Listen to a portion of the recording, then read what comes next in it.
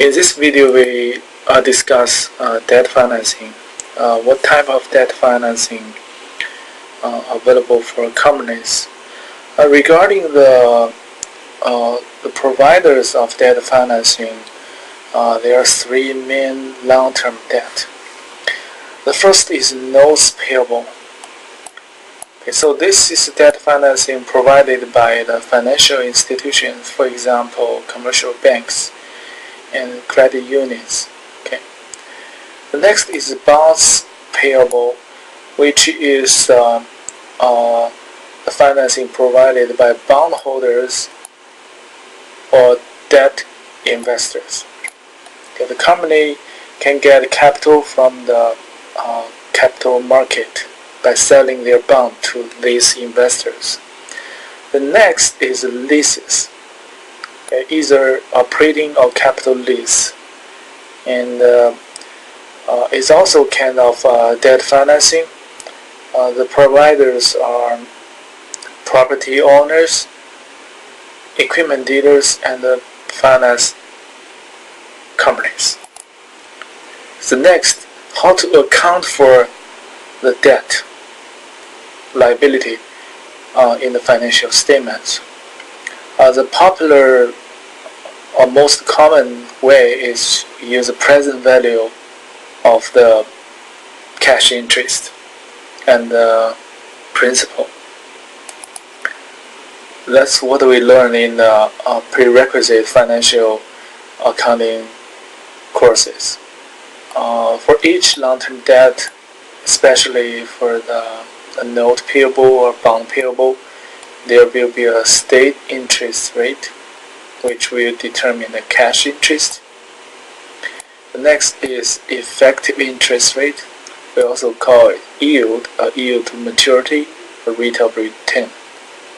So cash interest is the cash payments to the debt holders or lenders, which is determined by the face value of the debt and also the state interest rate. We also call it coupon rate. The next is interest expenses. Interest expenses is determined by the carrying amount of debt multiplies effective interest rate or market rate. And the difference is the amortization. So we know the carrying amount or the present value of the bond is determined by the discounting the cash interest, which represents the periodic cash payment to the lenders, and also the principal. This is an annuity. This is a single sum payment. Here is an example you already learned in the prerequisite classes. So the cash interest is always a fixed amount because the principal, the face value of the bond is fixed, and also stay rate is also fixed. And the effective interest rate actually is a product of the book value multiple the 6%. Okay, so each of interest expense is determined by the book value of note and also the effective interest rate. The difference between these two is actually the amortization. Okay, because the cash interest rate or state interest rate is less than the effective interest rate. So we know this must be a discount bond. That's why the book value of the bond or the note is less than its face value of $100. Okay, so this is a discount bond. And so this is a determination of how we record long-term debt in the financial statement. The way we account for the book value of the debt is this. We know the cash interest and the mature value or the face value of the bond is fixed. So the value of the bond or the note is determined by the effective market interest rate.